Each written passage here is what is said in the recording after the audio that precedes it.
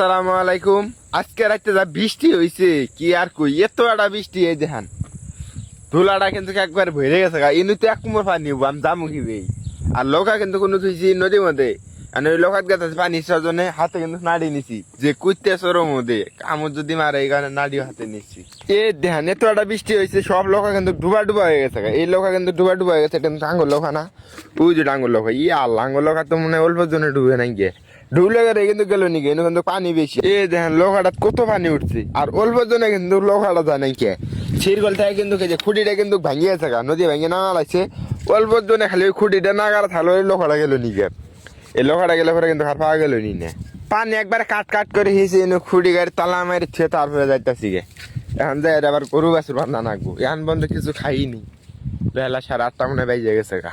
আজকে রাতে এবার বৃষ্টি হয়েছে, চোরের মোট থেকে মনে করেন যে পানি নামে আছে ধুলার মধ্যে। এটাও কিন্তু চর, এলে কিন্তু সব বৃষ্টির পানি, এলে বৃষ্টির পানি বেজে গেছে গা। হাই রে বৃষ্টি হয়েছে আজকে রাতে।